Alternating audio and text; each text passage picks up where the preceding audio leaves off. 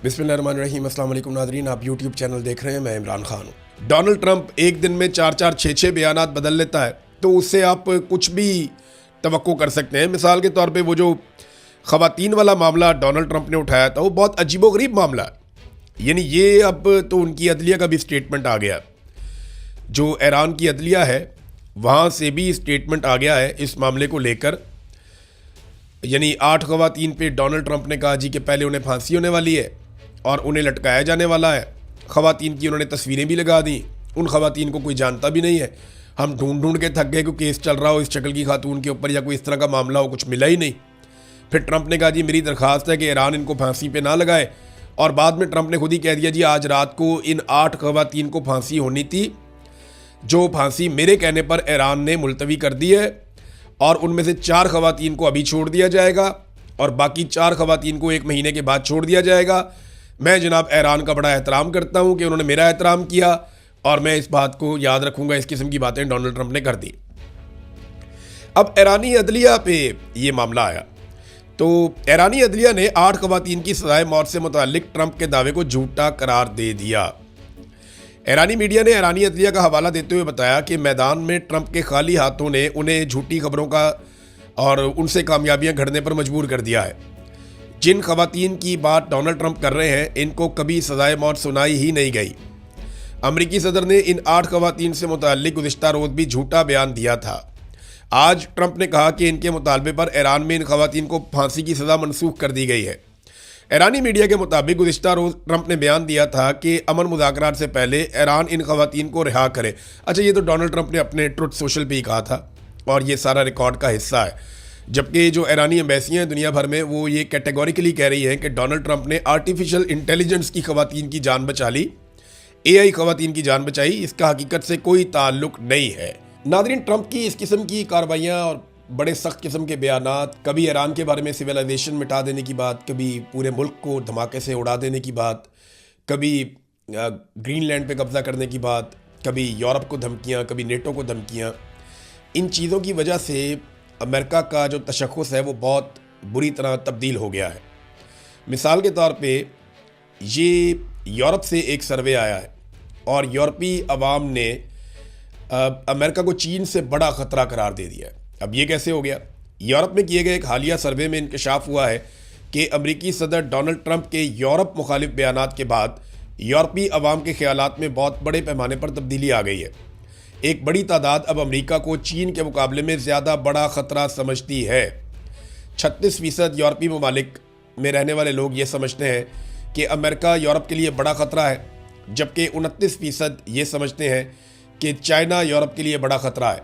हालांकि माजी में रशिया और चाइना को बड़ा ख़तरा समझा जाता था, लेकिन अब बड़ा ख़तरा अमेरिका को समझा जा रहा है। ये अमेरिका ने अचीव किया गुज़िश्ता सिर्फ चंद महीनों में। डोनाल्ड ट्रंप ने बड़ी रफ्तार से ये काम दिखाया।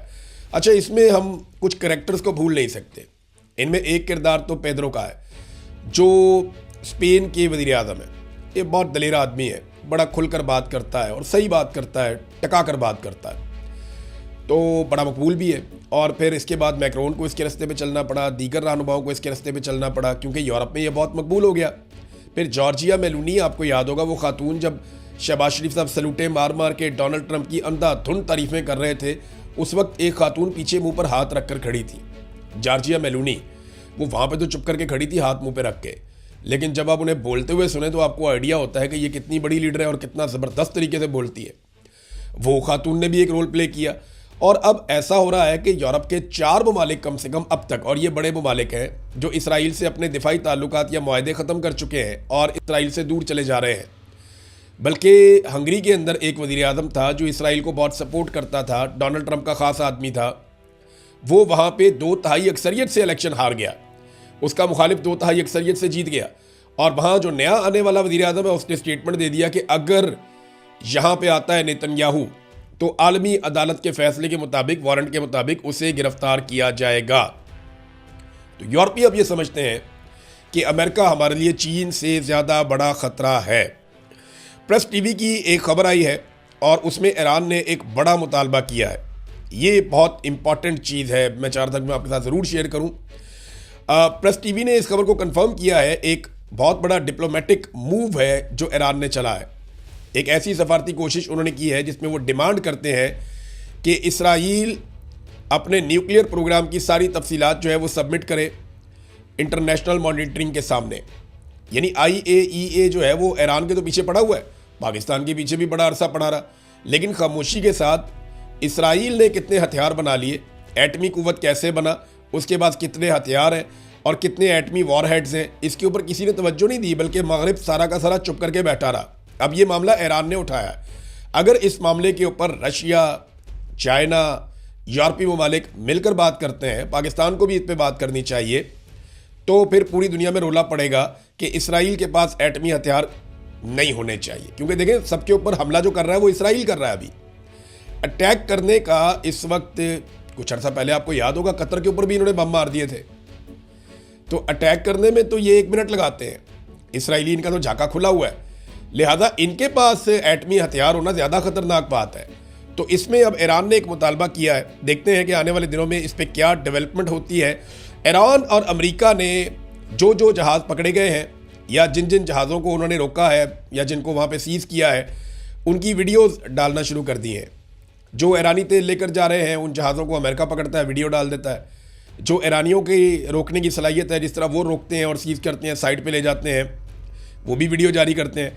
उधर ईरान ने एक और स्टेटमेंट जारी किया है और ये दावा ईरान के अंदर से किया गया है कि जो हुर्मुज़ टैक्स लिया जा रहा है, आबनाए हुर्मुज़ पे जो टैक्स लिया जा रहा है, उसकी पहली आमदनी ईरान के मरकज़ी बैंक में जमा करवा दी गई है।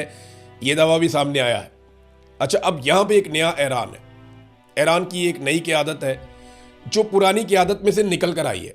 ऐसा नहीं है कि रजीम चेंज ऑपरेशन वहाँ पे मुकम्मल हो गया, बल्कि ज़्यादा सख्त गीर लोग आ गए हैं। मुश्तबा खामनेई के बारे में कहा जाता है कि वो ज़ख्मी है और वो बहुत तकलीफ़ में है, बहुत ज़ख्मी है, लेकिन इसके बावजूद वो लीड कर रहे हैं। फिर उन्होंने अपना पूरा ख़ानदान खोया है। अब ऐसा आदमी किस लेवल पे रिएक्ट कर सकता है, ये अंदाज़ा आप थोड़ा सा उनकी कैफियत में जाके सोचें तो आपको हो जाएगा। रज़ा पहलवी, जिसको ये जंग शुरू होने से पहले ऐसा लगता था कि वो ईरान चला जाएगा, उसको ईरान की सरजमीन पे उतारा जाएगा और वो ईरान का बादशाह बन जाएगा और सारी चीज़ों को कंट्रोल करेगा, ये बर्तन में इसके ऊपर कैचअप फेंक दिया एक बंदे ने। लंबे बालों वाला आदमी पीछे पीछे आ रहा था। रज़ा पहलवी वहाँ पे सामने मुजाहिरीन खड़े हुए थे ईरान के, ये उधर को जा रहा था, हाथ हिला रहा था कुछ इसकी हमायती को मुखालिफ, इस तरह वो चलता रहता है। तो जो रज़ा पहलवी है वो जा रहा था, पीछे एक लंबे बालों वाला शख्स था, वो ऐसे लग रहा था जैसे मीडिया वाला। वो अचानक पीछे से आता है और इसकी गर्दन के ऊपर और पूरे वो सूट के ऊपर पीछे से कैचअप फेंक देता है। वो रंग फेंका, वो कैचअप ही लग रहा था देखने में। तो बाद में लोगों ने उसको, जो सिक्योरिटी वाले उन्होंने उसको पकड़ लिया, लेकिन काफ़ी ठीक ठाक बेइज्जती रज़ा पहलवी की हो गई है। जो लोग अपने मुल्क के लोगों के बारे में नहीं सोचते, जो लोग नफ़रत फैलाते हैं, जो लोग जुल्म करते हैं, जबर करते हैं, जो फस्तायत के आला कार बनते हैं, जो बैरूनी हाथों में खेलते हैं, फिर जब वो अपनी कौम के हत्थे चढ़ते हैं तो ये वाक़यात हमने देखा, पहले भी होते रहे हैं। हमने ये भी देखा कि लोगों ने उठा के लीडरों को कचरे के ड्रमों के अंदर फेंका, और ये वीडियोस बाकायदा मौजूद है और ये रिकॉर्ड का हिस्सा है। तो उन सारे लोगों को डरना चाहिए जो इस किस्म की हरकतें करते हैं। तक इतनी अपना ख्याल रखिएगा, अपने इस चैनल का भी। अल्लाह हाफ़िज़।